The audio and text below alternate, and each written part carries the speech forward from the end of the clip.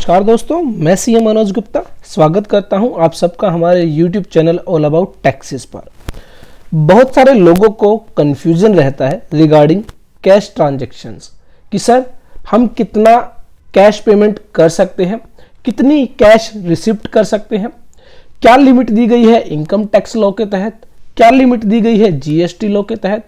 तो बहुत सारे लोग कंफ्यूज रहते हैं कि वो जब भी कोई एक्सपेंडिचर इनकर करते हैं, जब भी वो कोई पेमेंट करते हैं तो कितनी पेमेंट वो कैश में कर सकते हैं।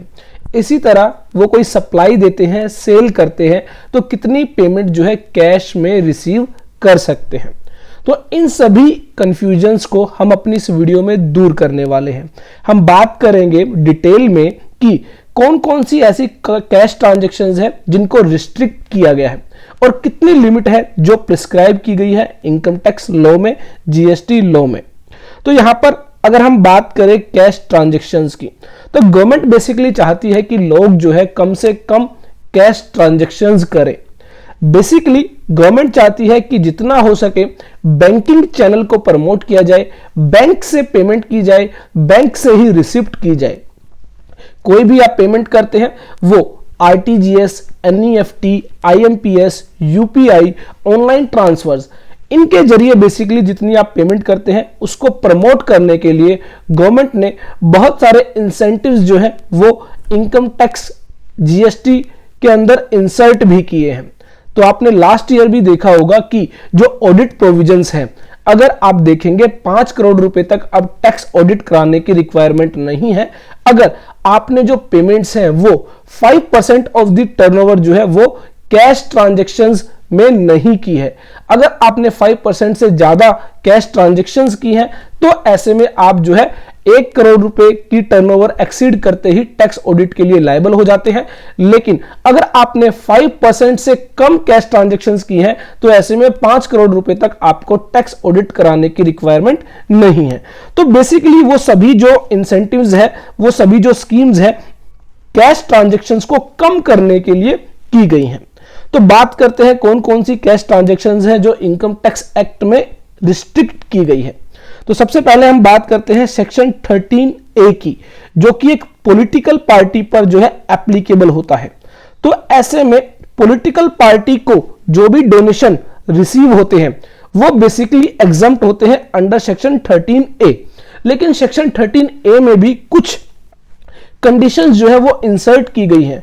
सबसे पहली बात, जो इलेक्शन कमिश्नर ऑफ इंडिया है, इलेक्शन कमिश्नर ऑफ इंडिया के पास जो भी पॉलिटिकल पार्टी रजिस्टर्ड होगी वही सेक्शन 13A की एग्जम्पशन का बेनिफिट ले पाएगी। उसके साथ ही जो पॉलिटिकल पार्टी है इलेक्शन कमिश्नर ऑफ इंडिया को डिटेल फर्निश करेगी उन डोनेशंस की जो 20,000 रुपए से ज्यादा रिसीव किए गए हैं किसी भी एक व्यक्ति से। तो यहां पर ये जो 20,000 रुपए की बात की गई है ये उन डोनेशंस की है जो इलेक्शन कमिश्नर ऑफ इंडिया को जो है रिपोर्ट किए जाने होते हैं। लेकिन अगर हम बात करें कैश ट्रांजैक्शंस की, तो कैश डोनेशन के रिगार्डिंग बताया गया कि 2,000 रुपए से ज्यादा कोई भी कैश डोनेशन एक व्यक्ति से रिसीव नहीं किया जाएगा otherwise than by an account pay, check, draft, use of electronic clearing system through a bank। तो आज की डेट में कोई भी पॉलिटिकल पार्टी 2,000 रुपए से ज्यादा का डोनेशन कैश में रिसीव नहीं कर सकती है किसी भी एक व्यक्ति से।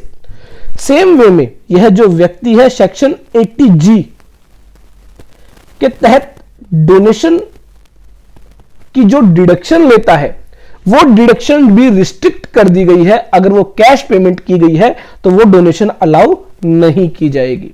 तो यहां पर ध्यान रखें, पॉलिटिकल पार्टीज को जो भी डोनेशन होगा 2,000 रुपए से ज्यादा वो account pay cheque, bank draft, use of electronic clearing system के द्वारा ही किया जाएगा। इसके अलावा पॉलिटिकल पार्टी पर कंडीशन लगाई जाती है कि सेक्शन 139 सबसेक्शन 1 के तहत जो भी टाइम लिमिट दी गई है उस टाइम लिमिट के अकॉर्डिंग ही जो है पॉलिटिकल पार्टी के द्वारा रिटर्न फाइल की जाएगी। अगर उसके अकॉर्डिंगली रिटर्न फाइल नहीं की गई तो ऐसे में सेक्शन 13A की जो एग्जम्पशन है वो अलाउ नहीं की जाएगी। तो ये थी सेक्शन 13A के रिगार्डिंग जो रिस्ट्रिक्शंस लगाई गई कैश डोनेशन पर 2,000 रुपए से ज्यादा की कैश डोनेशन अब अलाउ नहीं की जाएगी। उसके बाद सेक्शन 35 AD, अगर आप एक बिजनेस रन करते हैं तो ऐसे में एक डिडक्शन आपको दी जाती है basically for the expenses incurred, और वो जो एक्सपेंसेस इनकर्ड किए जाते हैं एक स्पेसिफाइड बिजनेस के लिए इनकर किए जाते हैं जो कि सेक्शन 35 AD के अंदर स्पेसिफाई किए गए हैं। हम उन बिजनेसेस की बात नहीं करेंगे, लेकिन सेक्शन 35 AD के तहत जो स्पेसिफाइड बिजनेस है उसमें आप कोई एक्सपेंडिचर इनकर करते हैं तो वो एक्सपेंडिचर जो है 100% से लेकर 150% तक अलाउ किए जाते हैं। कुछ केसेस में 100% अलाउ किए जाते हैं, कुछ केसेस में जितना आप खर्च करते हैं उसका 150% 150% तक अलाउ किया जाता है। लेकिन यहां पर भी एक रिस्ट्रिक्शंस लगाई गई कि ये जो एक्सपेंसेस हैं जिनकी डिडक्शन जिनको आप एज एन एक्सपेंडिचर क्लेम करते हैं 100% से लेकर 150% तक, ये सभी एक्सपेंसेस जो है आप 10,000 रुपए से ज्यादा कैश में नहीं करेंगे। तो 10,000 रुपए से ज्यादा ये एक्सपेंसेस अगर आप कर रहे हैं तो ऐसे में आपको अकाउंट पे चेक, ड्राफ्ट या फिर इलेक्ट्रॉनिक क्लियरिंग सिस्टम के जरिए ही पे करने होंगे। तो no deduction under section 35 AD shall be allowed in respect of payment or aggregate payment per day made to a person against such expenditure otherwise than an account pay check, draft, electronic clearing system through a bank account exceeds rupees 10,000। तो ध्यान रखें जो limit दी गई है वो दी गई है per day पर पर्सन ₹10,000। तो मान लीजिए मुझे जो है दो व्यक्तियों को पेमेंट करनी है, मिस्टर एक्स को और मिस्टर वाई को। अगर मैं यहां पर मिस्टर एक्स को पेमेंट करता हूं 8,500 की और मिस्टर वाई को पेमेंट करता हूं 7,500 की और एक ही दिन ये दोनों पेमेंट्स की गई है तो मेरी टोटल पेमेंट हो जाती है 16,000 जो कि 10,000 को एक्सीड कर जाती है। लेकिन यहां पर आपको दोनों ही खर्चे अलाउ किए जाएंगे क्योंकि ये लिमिट दी गई है पर पर्सन। एक व्यक्ति को एक दिन में 10,000 रुपए से ज्यादा की कैश पेमेंट अलाउ नहीं है, तो ये आपको ध्यान रखना है। उसके बाद हम बात करते हैं सेक्शन 43 सब सेक्शन 1 की। एक बहुत ही ज्यादा इंपॉर्टेंट सेक्शन है। अगर मैं बात करूं डेप्रिसिएशन की, डेप्रिसिएशन जैसा कि आप सब जानते हैं कोई भी एसेट्स आप जो है परचेज करते हैं जिसका यूज आप 1 साल से ज्यादा के लिए करने वाले हैं तो उस केस में आप उसको जो है कैपिटलाइज करते हैं और ईयरली बेसिस पर एक डेप्रिसिएशन नाम का खर्चा चार्ज किया जाता है जो कि उसकी वियर एंड टीयर जो उसको आप यूज करते हैं उसके लिए किया जाता है। पहले आप जो भी कैपिटल एसेट या फिर मैं कहूं फिक्स एसेट्स परचेज करते थे तो आपको जो है कैश पेमेंट अलाउ की जाती थी। आप जितनी मर्जी चाहे कैश पेमेंट कर सकते थे। दैट मींस मान लीजिए कोई प्लांट एंड मशीनरी आपको 10 लाख रुपए की खरीदनी है तो वो 10 लाख रुपए की प्लांट एंड मशीनरी आप कैश में खरीद लेते थे। लेकिन अब जो है with effect from assessment year 18-19 assessment year 18-19 में चेंज कर दिया गया और कहा गया कि जितनी भी पेमेंट आप 10,000 रुपए से ज्यादा कैश पेमेंट करेंगे फॉर दी कैपिटल एक्सपेंडिचर तो इन दैट सिचुएशन जितनी पेमेंट आप कैश में करेंगे उस पर जो डेप्रिसिएशन होगा वो आपको अलाउ नहीं किया जाएगा, वो आपके लिए डिसअलाउ कर दिया जाएगा। फॉर एग्जाम्पल आपने एक प्लांट एंड मशीनरी खरीदी मान लीजिए 10 लाख रुपए की, उसके अंदर आपने जो है 7 लाख रुपीस की पेमेंट जो है चेक से की, अकाउंट पे ही चेक से, और 3 लाख रुपीस की पेमेंट जो है वो आपने कैश में की। तो ऐसे में कहा गया कि 7 लाख के अकॉर्डिंग जो है आपका डेप्रिसिएशन रहेगा वो आपका फुल्ली अलाउ होगा और 3 लाख के रिगार्डिंग जो आपका डेप्रिसिएशन रहेगा वो आपका डिसअलाउ कर दिया जाएगा। तो ये ध्यान रखें कि कोई भी फिक्स एसेट्स आप परचेज करते हैं, कोई भी कैपिटल एक्सपेंडिचर आप इनकर करते हैं तो उसके रिगार्डिंग जो भी आप पेमेंट्स करेंगे वो 10,000 रुपए से ज्यादा की पेमेंट आप कैश में नहीं कर सकते। अगर आप कैश में करेंगे तो in that situation cash payment will not form part of actual cost. तो यहां पर जो 10 लाख रुपए की मशीनरी लगाई गई उसमें से 3 लाख रुपए की जो कैश पेमेंट की गई वो एक्चुअल कॉस्ट का पार्ट नहीं माना जाएगा, और इसी वजह से जो पोर्शन एक्चुअल कॉस्ट का पार्ट नहीं बनेगा उस पर डेप्रिसिएशन अलाउ नहीं किया जाएगा। तो ये आप ध्यान रखें। और जो भी लोग इस नोट्स को डाउनलोड करना चाहते हैं वो हमारे टेलीग्राम चैनल को जो है ज्वाइन कर सकते हैं। टेलीग्राम चैनल आप सर्च करें ऑल अबाउट टैक्सेस के नाम से, आपका जो हमारा लोगो है वो आपको दिखाई देगा और आप उसको ज्वाइन करें। वहां पर बहुत सारी यूजफुल फाइल्स जो है वो आपको दी गई है डाउनलोड करने के लिए। उसके बाद हम बात करते हैं सेक्शन 40A(3) जो बेसिकली बहुत ही ज्यादा प्रैक्टिकली एप्लीकेबल होता है। कोई भी बिजनेसमैन जो पेमेंट्स करता है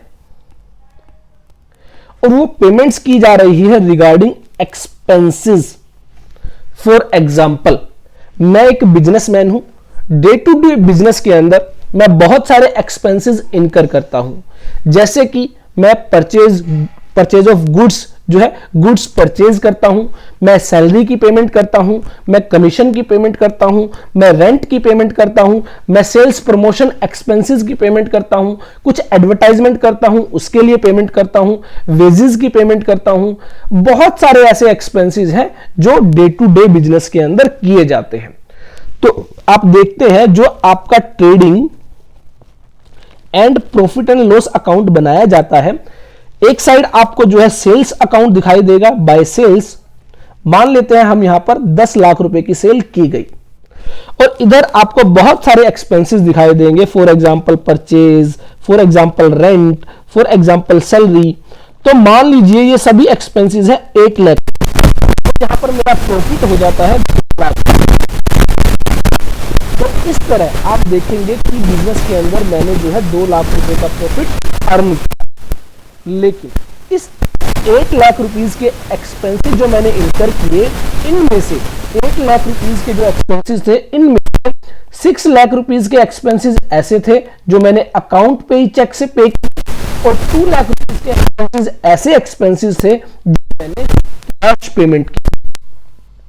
और अगर मान लीजिए वो पेमेंट 10,000 रुपए से ज्यादा किसी एक व्यक्ति को की गई है दिन के अंदर, तो वो एक्सपेंसेस आपका डिसअलाउ हो जाता है। दैट मींस ये जो मेरा प्रॉफिट है 2 लाख रुपए का, अब इसमें ये 2 लाख रुपए का कैश एक्सपेंसेस है ये डिसअलाउ कर दिया जाएगा। मेरा प्रॉफिट हो जाएगा 4 लाख रुपए।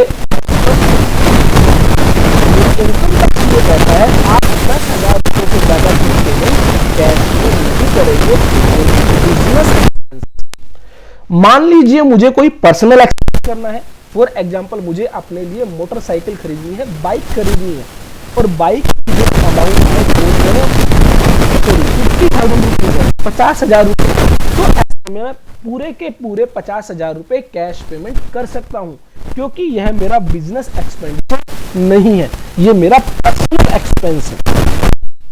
तो इसलिए ध्यान रखें, कोई भी बिजनेस एक्सपेंडिचर अगर आप 10,000 से ज्यादा कैश पेमेंट करते हैं किसी एक व्यक्ति को किसी एक दिन के अंदर, वो आपका अलाउ नहीं। आपको ध्यान रखनी है, पहली बात 10,000 रुपए से ज्यादा की पेमेंट, दूसरी बात इन एक दिन के अंदर टू ए पर्सन, एक व्यक्ति को।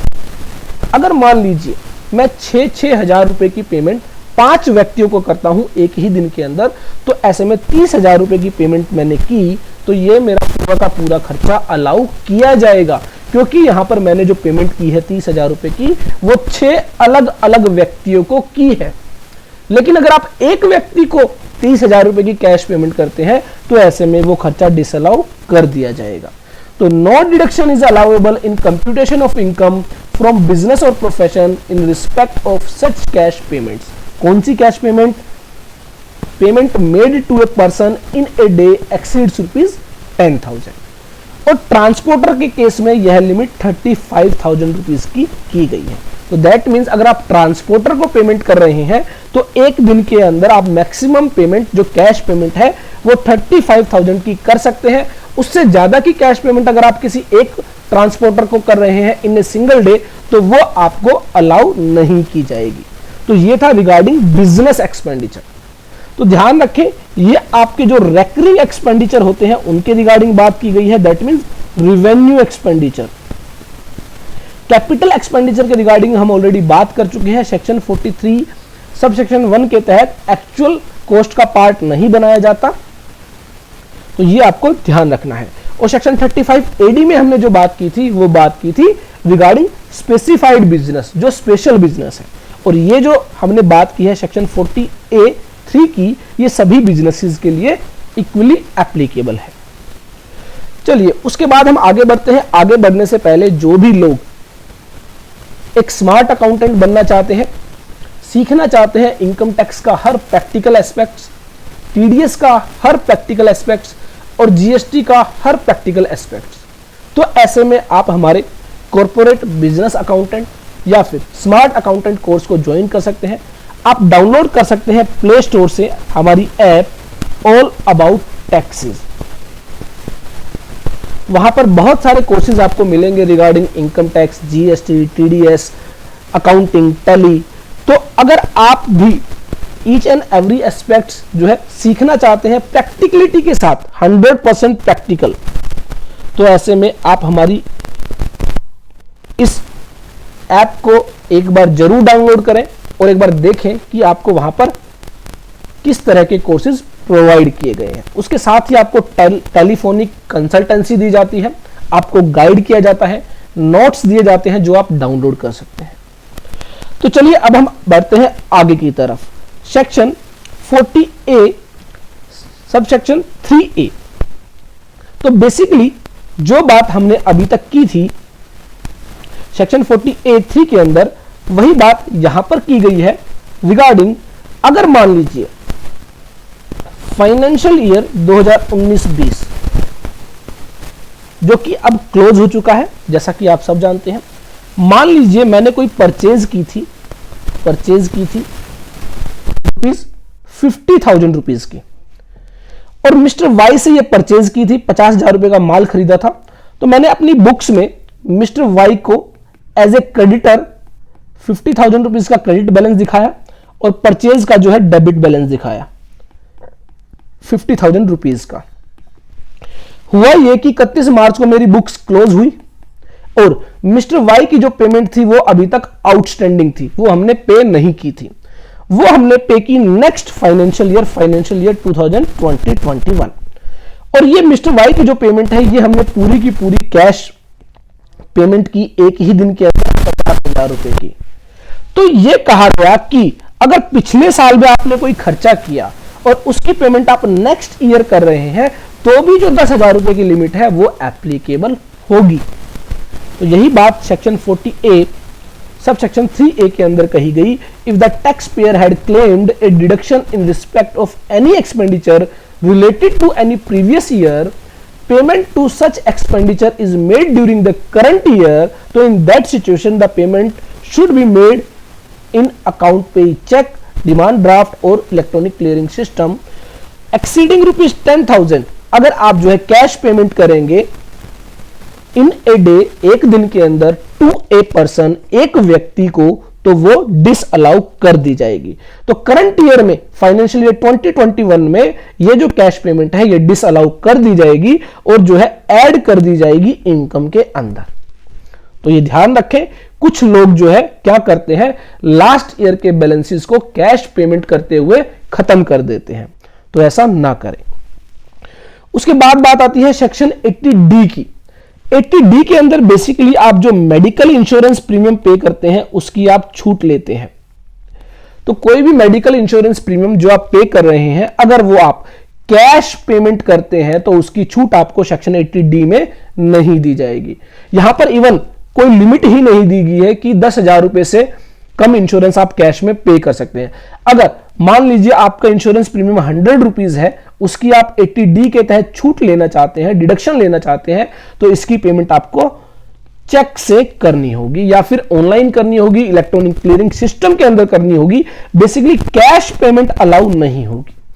यहां पर कहा गया है कि any payment made out of income chargeable to tax payment should be made other than cash. तो कैश के अलावा आप किसी भी फॉर्म में पेमेंट कर सकते हैं, डेबिट कार्ड से, क्रेडिट कार्ड से, online, RTGS, NEFT, IMPS, account pay check, demand draft, लेकिन कैश पेमेंट अलाउ नहीं की जाएगी। तो कोई भी व्यक्ति जो सेक्शन 80D के तहत मेडिकल इंश्योरेंस का खर्चा क्लेम करते हैं, वो मेक श्योर कि उन्होंने वो मेडिकल इंश्योरेंस कैश में पे ना किया हो। उसके बाद ये हम ऑलरेडी डिस्कस कर चुके हैं सेक्शन 80G डोनेशन के तहत। अगर कोई भी डोनेशन आपने 2000 रुपए से ज्यादा की है तो कैश डोनेशन अलाउ नहीं होगी। वो डोनेशन अकाउंट पे चेक के जरिए या फिर ऑनलाइन पेमेंट आरटीजीएस, एनईएफटी के जरिए की गई हो। Under the existing provision of Section 80G, deduction under Chapter 6A of Income Tax Act is not allowed in respect of donation made of any sum exceeding rupees 2000। तो 2000 रुपए से ज्यादा की पेमेंट जो है ऑलरेडी कैश में allow नहीं की जाती। If the same is not paid by any mode other than cash। Section 80G contains details of donee maximum limit deduction as percentage of net qualifying amount। तो basically एक qualifying amount निकाली जाती है जिसका 50% तक 100% तक जो है डोनेशन अलाउ किया जाता है। तो मेक श्योर अगर आपने 2000 रुपए से ज्यादा की डोनेशन की है, अगर वो कैश डोनेशन आप करेंगे तो वो आपको अलाउ नहीं की जाएगी। No deduction is allowed under chapter 6A of income tax from gross total income if donation paid in cash exceeding rupees 2000। उसके बाद सेक्शन 80GGA के तहत बेसिकली जो डोनेशन दी जाती है स्पेसिफिक रिसर्च और रूरल डेवलपमेंट को। तो बेसिकली अगर साइंटिफिक रिसर्च और रूरल डेवलपमेंट को कोई डोनेशन दी गई है जिसको आप सेक्शन 80GGA के तहत क्लेम कर रहे हैं, तो मेक श्योर 10,000 रुपए से ज्यादा की कैश पेमेंट अलाउ नहीं होगी। तो फॉर एग्जांपल आपने 25,000 की पेमेंट की है लेकिन आपने कैश पेमेंट की है तो वो डिडक्शन आपको नहीं मिलेगी। अगर आपने 5,000 रुपए की पेमेंट की है और वो कैश पेमेंट की है तो वो डिडक्शन आपको अलाउ की जाएगी क्योंकि यहां पर लिमिट दी गई है। नमस्कार दोस्तों, मैं हूं CM मनोज गुप्ता और स्वागत करता हूं आप सबका हमारे YouTube channel all about taxes पर। जैसा कि आप सब जानते हैं, Android app of all about taxes launch कर दी गई है और काफ़ी सारे मेंबर्स ने ऑलरेडी इसको डाउनलोड भी कर लिया है। वहाँ पर रिसेंटली बहुत सारे कोर्स जो है लॉन्च किए गए हैं। तो आप भी अगर TDS का कोर्स करना चाहते हैं, सीखना चाहते हैं TDS की पेमेंट कैसे की जाती है, TDS की रिटर्न कैसे फाइल की जाती है, TDS क्या होता है, कैसे डिडक्ट किया जाता है, कैसे अकाउंटिंग की जाती है, तो उसके लिए आप हमारे ऑनलाइन TDS कोर्स को ज्वाइन कर सकते हैं। बहुत ही नॉमिनल फीस के साथ आप यह कोर्स जो है बाय कर सकते हैं।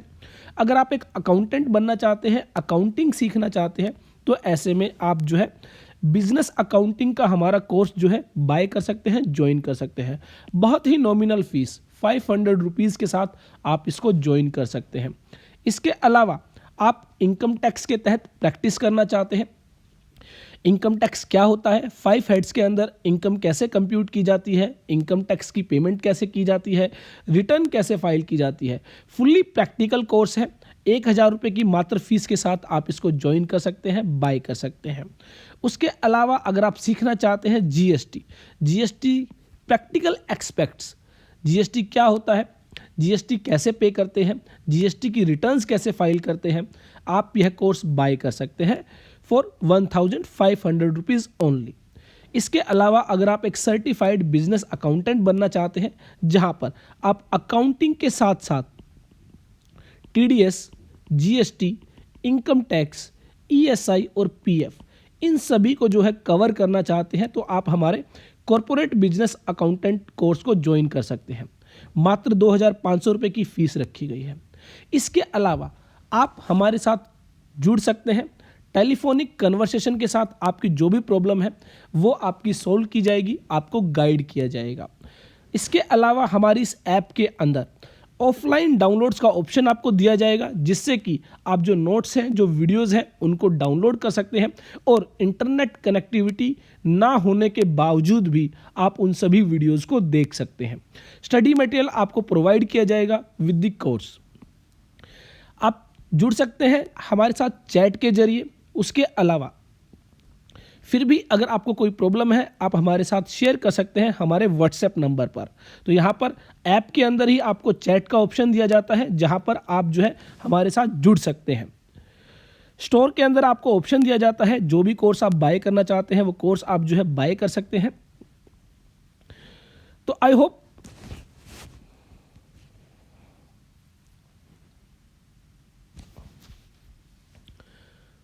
इसके अलावा बहुत ही जल्द और बहुत सारे कोर्सेज जो हैं वो अपडेट किए जाएंगे regarding Tally, project report, CMA data, Excel, Word, PowerPoint. तो आज ही डाउनलोड कर सकते हैं आप हमारी ऐप ऑल अबाउट टैक्सेस को और जुड़ सकते हैं हमारे साथ। 10,000 रुपए की, 10,000 रुपए से ज्यादा की डोनेशन है और आपने कैश में की है तो अलाउ नहीं होगी। उसके बाद सेक्शन 80 GGB, तो बेसिकली उसी तरह donation by Indian company to political party या फिर इलेक्टोरल ट्रस्ट। तो ध्यान रखें कि यहां पर बात की गई है इंडियन कंपनी की। अगर कोई भी इंडियन कंपनी किसी पॉलिटिकल पार्टी को या फिर इलेक्टोरल ट्रस्ट को कोई भी डोनेशन देती है तो वो कैश डोनेशन अलाउ नहीं की जाएगी। Any sum contributed by Indian company to any political party or an electoral trust is not allowed as deduction while computing taxable income in respect of any sum contributed by way of cash. So no cash payment is allowed as deduction in computation of taxable income of Indian company. Section 80 GGC, तो यहां पर बात की गई है donation by any other person. तो वहां पर बात की गई थी इंडियन कंपनी की। इंडियन कंपनी के अलावा और कोई व्यक्ति, कोई इंडिविजुअल है, कोई पार्टनरशिप फर्म है, वो अगर किसी पॉलिटिकल पार्टी या इलेक्टोरल ट्रस्ट को जो है डोनेशन देती है तो सेम चीज कैश डोनेशन अलाउ नहीं की जाएगी। उसके बाद बात आती है सेक्शन 269 SS। सेक्शन 269 SS जो है कैश ट्रांजैक्शंस को रिस्ट्रिक्ट करता है, कैश ट्रांजैक्शंस पर लिमिट लगाता है। लेकिन ये जो कैश ट्रांजैक्शन है ये है लोन्स एंड एडवांसेस के रिगार्डिंग। अभी तक हमने जितनी भी कैश ट्रांजैक्शंस की बात की वो थी एक्सपेंसेस के रिगार्डिंग, पेमेंट्स के रिगार्डिंग, लेकिन यहां पर जो हम बात करेंगे वो बात करेंगे लोन एंड एडवांसेस के रिगार्डिंग। तो अगर कोई भी व्यक्ति shall not accept any loan or deposit or specified sum from any other person otherwise than by an account pay check, account pay bank draft or use of electronic clearing system। तो basically यहां पर कहा गया है कि कोई भी व्यक्ति किसी दूसरे व्यक्ति से कोई लोन या फिर कोई डिपॉजिट या फिर कोई स्पेसिफाइड सम क्या है वो हम अभी डिस्कस करेंगे। तो कोई भी लोन या डिपॉजिट एक्सेप्ट नहीं किया जाएगा otherwise than account pay cheque, electronic clearing system, bank draft. तो account pay cheque, electronic clearing system that means RTGS, NEFT, IMPS के अलावा अगर कोई और मोड है तो उस मोड में वो लोन या डिपॉजिट एक्सेप्ट नहीं किया जाएगा। फॉर एग्जांपल मिस्टर एक्स है, ये मिस्टर वाई है। मिस्टर एक्स जो है मिस्टर वाई को लोन देते हैं 50,000 रुपए का और ये जो है कैश लोन है, तो ऐसे में यहां पर ये अलाउ नहीं किया जाएगा। अगर कोई बंदा फिर भी देता है, अगर कोई व्यक्ति फिर भी कैश लोन देता है तो जितना वह लोन देगा उतने रुपए की ही उस पर पेनल्टी लगाई जाएगी। तो ध्यान रखें ये जो पेनल्टी लगाई जाएगी ये लगाई जाएगी मिस्टर वाई पर जो एक्सेप्ट करेगा, क्योंकि यहां पर कहा गया है साफ साफ a person shall not accept any loan और डिपॉजिट और specified sum from any other person otherwise than by an account pay cheque और अकाउंट पे बैंक ड्राफ्ट और use of electronic clearing system. तो बैंकिंग चैनल के अलावा और किसी mode से अगर जो है लोन या डिपॉजिट एक्सेप्ट किया जाता है तो वो अलाउ नहीं होगा। हालांकि यहां पर लिमिट लगाई गई 20,000 रुपए तक का लोन कैश में अलाउ कर दिया जाएगा। 20,000 रुपए से ज्यादा का लोन है पूरे साल भर के अंदर तो वो जो है आपको कैश में अलाउ नहीं किया जाएगा। तो ध्यान रखें, द अमाउंट और the aggregate amounts together with the amount और the aggregate amount refer to in clause B is ₹20,000 और मोर। तो कोई भी लोन, डिपॉजिट या फिर स्पेसिफाइड सम अगर कोई एक्सेप्ट करता है 20,000 रुपए से ज्यादा और जो वह एक्सेप्ट किया गया है वो other than account pay cheque, electronic clearing system, account pay bank draft के अलावा किसी और मोड से एक्सेप्ट किया गया है तो वो अलाउड नहीं होगा।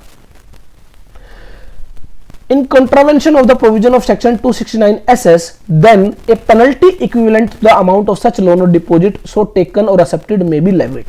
तो ध्यान रखें, अगर आपने इस सेक्शन का कॉन्ट्रावेंशन किया, 20,000 रुपए से ज्यादा का लोन या डिपॉजिट या स्पेसिफाइड सम आपने एक्सेप्ट किया, तो ऐसे में जो है उतनी ही अमाउंट की पेनल्टी लगाई जाएगी जितनी अमाउंट आपने एक्सेप्ट की है, रिसीव की है। स्पेसिफाइड सम का मतलब क्या है? Specified sum means any sum of money receivable whether as advance और otherwise in relation to transfer of an immovable property. तो इमूवेबल प्रॉपर्टी के रिस्पेक्ट में भी अगर आप कोई अमाउंट रिसीव कर रहे हैं तो वो भी 20,000 रुपए से ज्यादा कैश में अलाउ नहीं होगी। दैट मींस मान लीजिए मिस्टर जेड है, इनके पास एक बिल्डिंग है जिसको ये सेल करना चाहते हैं और यहां पर मिस्टर ए है जो खरीदना चाहते हैं। मिस्टर ए क्या करते हैं? मिस्टर ए क्या करते हैं? 1 लाख रुपए की कैश पेमेंट करते हैं एज एन एडवांस बुकिंग। तो यहां पर कहा गया कि ये जो 1 लाख रुपए की कैश पेमेंट अगर मिस्टर जेड रिसीव करते हैं तो ऐसे में जो है इस एडवांस के रिगार्डिंग जो है सेक्शन 269 SS का कॉन्ट्रावेंशन मानते हुए 1 लाख रुपए तक की पेनल्टी लगाई जा सकती है। तो आप देखेंगे कि जो रियल एस्टेट कंपनी है वो अब आज की डेट में किसी प्रॉपर्टी के अगेंस्ट जो एडवांस मनी रिसीव करती है वो कैश में रिसीव नहीं कर सकती है।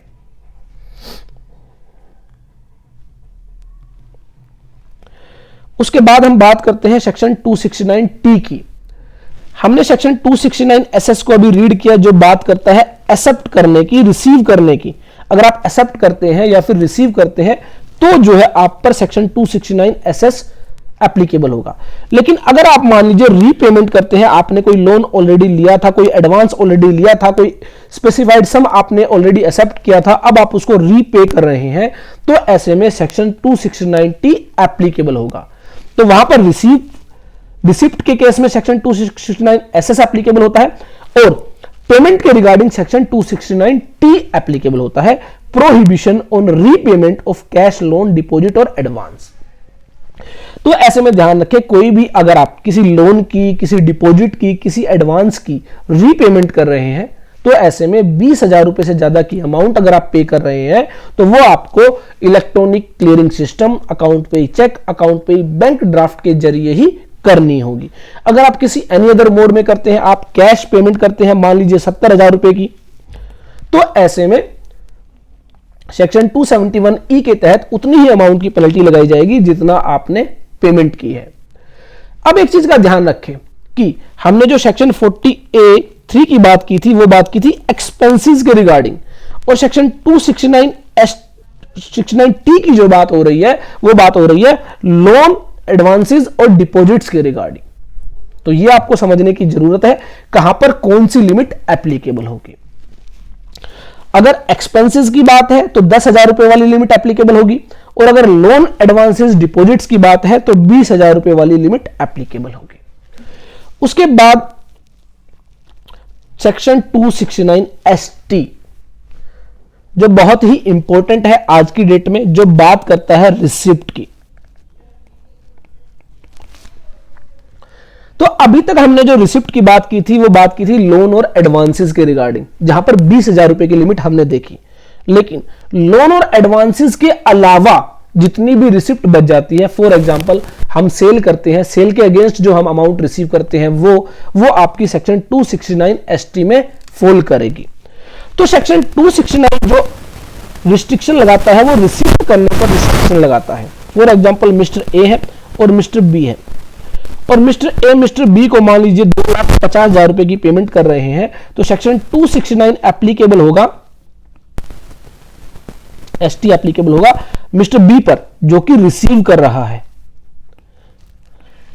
सेक्शन 269 एसटी में बेसिकली कहा गया है कि कोई भी व्यक्ति 2 लाख या 2 लाख से ज्यादा अमाउंट जो है वो कैश में रिसीव नहीं करेगा। तो यहां पर 2 लाख या 2 लाख रुपए से ज्यादा कैश रिसीव नहीं किया जाएगा। अगर आपने 2 लाख या 2 लाख से ज्यादा कैश रिसीव किया तो उतने रुपए की ही पेनल्टी लगाई जाएगी जितनी अमाउंट आपने रिसीव की। यहां पर 3 तरह के केसेस को कवर किया गया। यहां पर मान लीजिए मिस्टर ए है जो मिस्टर बी को पेमेंट करते हैं। मान लीजिए 8 दिसंबर 2020 को मिस्टर बी को पेमेंट करते हैं 3 लाख रुपए की। तो ऐसे में सेक्शन 269 एसटी यहां पर एप्लीकेबल हो जाएगा और 3 लाख रुपए की पेनल्टी मिस्टर बी पर लगाई जाएगी। लेकिन अगर मान लीजिए मिस्टर ए जो पेमेंट करते हैं वो 1 दिसंबर को 50,000 रुपए की पेमेंट करते हैं, 2 दिसंबर को 50,000 रुपए की पेमेंट करते हैं, 3 दिसंबर को 50,000 रुपए की पेमेंट करते हैं, 4 दिसंबर को 50,000 रुपए की पेमेंट करते हैं, 5 दिसंबर को 50,000 रुपए की पेमेंट करते हैं और 6 दिसंबर को भी 50,000 रुपए की पेमेंट करते हैं। इस तरह 6 दिन के अंदर 3 लाख रुपए की पेमेंट की गई तो यहां पर सेक्शन 269 एसटी एप्लीकेबल नहीं होगा, क्योंकि सेक्शन 269 एसटी में कहा गया है कि to a person in a day, तो एक व्यक्ति को एक दिन में 2 लाख रुपए से ज्यादा की कैश पेमेंट जो कैश रिसिप्ट अलाउ नहीं है। अब मान लीजिए मैं कैश सेल करता हूं, मेरा एक प्लांट एंड मशीनरी है जो मैं सेल कर रहा हूं और मुझसे मिस्टर वाई खरीदने आ जाते हैं और मिस्टर वाई को वह प्लांट एंड मशीनरी मैंने 5 लाख रुपीस की सेल की और मिस्टर वाई जो है सेम डे ही मुझे 5 लाख रुपए की कैश पेमेंट करते हैं और चले जाते हैं। तो ऐसे में एज ए सेलर मैंने जो वो 5 लाख रुपए रिसीव किए सेक्शन 269 एसटी उसको अलाउ नहीं करता है। इस केस में 5 लाख रुपए की ही पेनल्टी मेरे ऊपर लगाई जा सकती है। तो ध्यान रखें, किसी भी एक व्यक्ति से एक दिन में 2 लाख रुपए से ज्यादा की पेमेंट जो है आप रिसीव नहीं कर सकते। सेक्शन 269 एसटी लगता है रेसिपिएंट पर। उसके बाद इन respect of a single transaction, in respect of a single transaction का मतलब यह है कि मान लीजिए मैंने यह जो प्लांट एंड मशीनरी बेची, यह मैंने 5 लाख रुपए की बेची और मिस्टर वाई जो मुझे पेमेंट करते हैं वो 50 हजार रुपए की पेमेंट करते हैं 10 दिन के अंदर। तो ऐसे में मैंने किसी भी एक दिन के अंदर 2 लाख रुपए से ज्यादा का कैश रिसीव नहीं किया। मेरी पहली कंडीशन जो है वो सेटिस्फाई हो जाती है, लेकिन मेरी दूसरी कंडीशन सेटिस्फाई नहीं होती है जो ये कहती है कि in respect of a single transaction, क्योंकि मैंने जो plant and machinery mister Y को सेल की वो एक सिंगल ट्रांजैक्शन है। तो ऐसे में उसके रिगार्डिंग जो मैं अमाउंट रिसीव करूंगा वो कैश रिसीव नहीं कर सकता 2 लाख रुपए से ज्यादा। हां, मिस्टर वाई मान लीजिए मुझे 3,50,000 रुपए का चेक दे देते हैं और 1,50,000 रुपए मुझे कैश पेमेंट कर देते हैं तो वो अलाउ की जाएगी। तो ये दोनों कंडीशन आपको एक साथ देखनी है। पहली तो एक दिन के अंदर एक व्यक्ति से 2 लाख रुपए से ज्यादा की रिसीविंग नहीं होगी। दूसरा, सिंगल ट्रांजैक्शन के रिगार्डिंग आप जो है 2 लाख रुपए से ज्यादा का कैश रिसीव नहीं करेंगे, भले ही आपने वो मल्टीपल डेज में रिसीव किया हो, अलग अलग दिन पर रिसीव किया हो। तीसरा आ जाता है in respect of transactions relating to one event और ओकेजन। तीसरे के अंदर एक इवेंट या ओकेजन को कवर किया गया है। फॉर एग्जाम्पल, मान लीजिए जो है शादी जो है किसी की हो रही है तो वहां पर मैरिज का जो फंक्शन है वो एक ओकेजन है और उसके रिगार्डिंग जो ओकेजन है, मान लीजिए जिसने भी वो वेन्यू बुक किया उस वेन्यू के रिगार्डिंग 3 लाख रुपए की पेमेंट की जानी है। तो उस इवेंट के अंदर वो एक इवेंट है और उस इवेंट में जितनी भी ट्रांजैक्शंस होंगी, चाहे वो स्पेस बुक करने के लिए है, चाहे वो कैटरिंग के लिए है, चाहे वो किसी और चीज के लिए है, तो उसकी अगर आप टोटलिटी में पेमेंट जो करेंगे वो 2 लाख रुपए से ज्यादा कैश पेमेंट नहीं करेंगे। तो ये आपको ध्यान रखना है कि in respect of transaction relating to one event और ओकेजन आप जो है किसी एक व्यक्ति को 2 लाख रुपए से ज्यादा की जो है कैश रिसिप्ट नहीं करेंगे। For example, if marriage is one occasion and a person receives amount of rupees 2.30 lakhs। तो section 269 ST basically as a seller आपको देखना होगा, चेक करना होगा, आप जो सेल करते हैं वो सेक्शन 269 ST के दायरे में नहीं आनी चाहिए अगर वो एक कैश सेल है। तो दैट मीन्स कैश सेल करते हुए आपको ध्यान रखना है कि एक व्यक्ति से एक दिन में 2 लाख रुपए से ज्यादा का कैश रिसीव नहीं होना चाहिए। दूसरी कंडीशन आपको चेक करनी है, कोई भी सेल बिल अगर 2 लाख रुपए से ज्यादा का है, उसकी अमाउंट, उसका कंसिडरेशन आप कैश में रिसीव नहीं करेंगे 2 लाख रुपए से ज्यादा, भले ही वो कंसिडरेशन आपने अलग अलग दिन पर रिसीव किया हो। तीसरा, अगर किसी एक ओकेजन या इवेंट के रिगार्डिंग आप अमाउंट रिसीव कर रहे हैं तो उस पूरी इवेंट और ओकेजन के रिगार्डिंग आप 2 लाख रुपए से ज्यादा कैश रिसीव नहीं कर सकते। तो ये थी बेसिकली 269 ST की कंडीशन, 2 लाख रुपए की, जो रिसिप्ट करते हुए आपको ध्यान रखनी है। तो ये बेसिकली वो कैश ट्रांजैक्शन थी जो इनकम टैक्स एक्ट में नोटिफाई की गई है। अब बात करते हैं जीएसटी की। जीएसटी के अंदर एज सच कोई कैश ट्रांजैक्शंस लिमिट नहीं लगाई गई है। जो कैश ट्रांजैक्शंस के लिए लिमिट है वो आपकी इनकम टैक्स एक्ट में ही लगाई गई है। तो जीएसटी के अंदर कोई कैश ट्रांजैक्शंस लिमिट नहीं है, आप जितनी मर्जी सेल कर सकते हैं, जितनी मर्जी परचेज कर सकते हैं कैश के अंदर, लेकिन इनकम टैक्स उस लिमिट को लगा देता है और आपके जो एक्सपेंसेस है उनको डिसअलाउ कर देता है और आपकी जो रिसिप्ट है सेल्स के रिगार्डिंग उस पर पेनल्टी लगा देता है। तो ये आपको ध्यान रखना है।